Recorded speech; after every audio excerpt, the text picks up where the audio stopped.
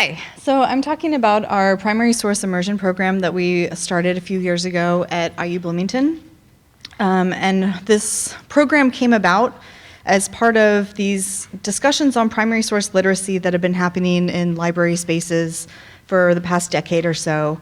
And as these discussions about primary sources and how we're teaching and talking about primary sources have become more and more central to archivists and special collections librarians, as ways for students to analyze, interpret, and critically use primary sources.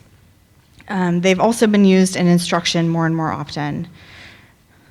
Some of these trends in archives and special collections libraries reflect kind of broader pedagogical trends that are moving more towards participatory learning. And we felt that we needed to kind of provide this larger context for our collections, as well as give students some more tools for being able to analyze and use these types of primary sources for their research. So with these kind of new trends happening in library spaces, we thought that faculty and students as well would benefit from an intensive workshop or program to introduce them to primary source collections and to specific pedagogical techniques to help further engage students in their research. We were inspired by similar programs at Dartmouth, University of Georgia, and UT San Antonio, as well as the Library of Congress. Librarians at IU Bloomington began work on establishing our own program. The result is the Primary Source Immersion Program, or PSIP, because it's a lot of words to say. It's a 3-day grant program for instructors, which includes anyone who teaches a semester-long course, including graduate students as well, are able to apply for this. It comes with a stipend and attendance in this 3-day grant program. So it's intended to introduce faculty and instructors to kind of the depth and breadth of our collections and give them some tools for how they can use these collections in their teaching. So this is only a small selection of the types of archives, repositories, and libraries that are involved in PSIP. The ones that are in bold have significant map collections. I'll just talk about a couple. The Lilly Library is our rare books and manuscripts library on campus. They have a large collection of historical atlases and a few sheet maps. And then the Herman B. Wells Library Map Collection is the collection I manage. It's the research collection kind of in the main library. It contains around 500,000 sheet maps with the focus on Indiana, but a global geographic scope going back mostly 1830, I think, is one of our earliest maps. We've got a few older ones, but almost all of that collection circulates. So that's kind of the difference between the research collection and then the special collection. Okay, so the program, PSIP, features workshops led by these repositories, modeling instructional exercises to use in the classroom, a workshop on refining learning objectives and assignments for instructors, and then time for one-on-one consultations between instructors and different librarians. The other thing that's really great about PSIP is participants and librarians also have the opportunity to collaborate and connect with one another, instructor to instructor, librarian to a librarian. A lot of these archives and repositories, we have a really large campus. They exist in pretty far apart geographic and administrative spaces. So one of the kind of unintended consequences was it was a nice time for us to just even talk to each other and figure out what we're doing. Okay, so we'll talk a little bit about what my map instruction looked like before the program, after the program, and give some conclusions about how great it was. Before the Primary Source Immersion Program, instruction with the Herman B. Wells Library Map Collection, again, that's the research collection, was mostly an accompaniment to another instruction goal. So it would be a local history class coming in and wanting to look at government documents, policy documents, and also maybe some maps. It was mostly a show and tell type approach that I would do. So I'd identify relevant maps to the course, describe map features, importance, and relevance before giving students an opportunity to view the maps. While they mostly seem interested in this, there's no real opportunity for active learning, and students rarely ask questions. This most often looked like me telling students about something like Sanborn fire insurance maps, and them just being mad that they couldn't find their house. And that kind of inquiry stopped there. So I wanted to think of a way to kind of engage students a little bit more, because who doesn't love maps? So after PSIP, I was able to have an opportunity to talk with my colleagues in teaching and learning and kind of compare notes with how all of us are doing instruction with primary source documents. So I developed this new method of teaching that's focused on a look, think, wonder exercise, which involves, I don't say very much about maps at all. I don't really talk at the beginning. I've selected several maps that are relevant to the course and laid them out around the room. Students have about 5 minutes to kind of mingle with the maps, look at everything. I usually play music, so it's not just deathly quiet in the room. After the first few minutes, once they've had a chance to kind of see what's out there, they then settle in on a map and spend a good 5 minutes looking at one map. They're asked to consider questions. We give them kind of leading questions.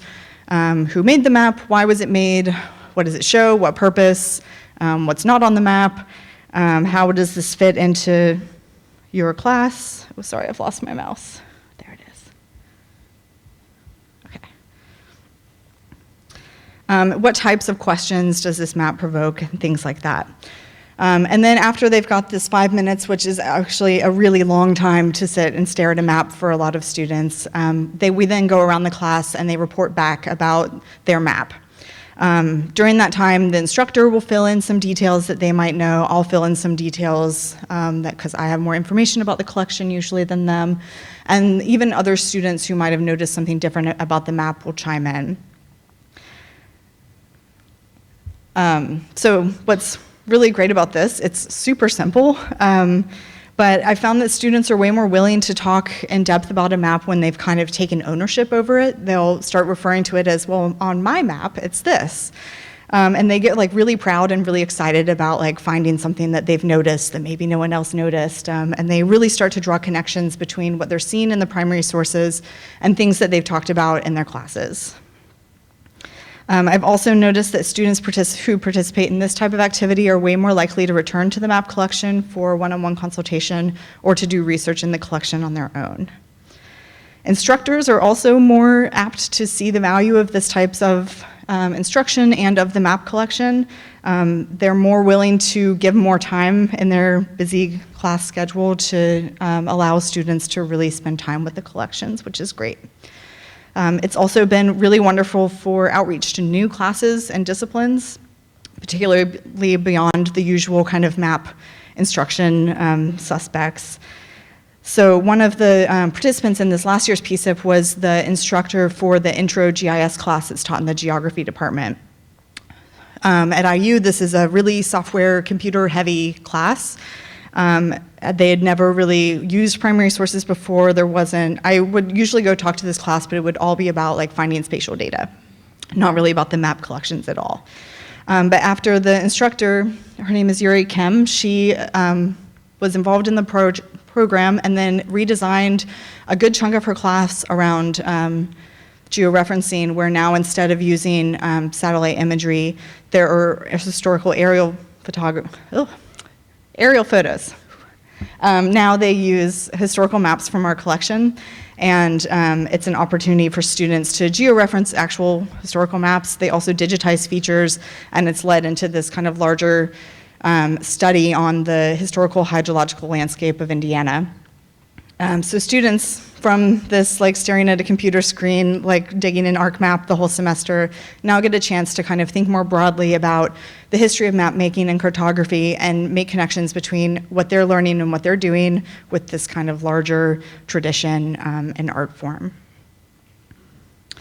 Another class, one of my favorite ones that I've done with this method, is a conflict simulation class.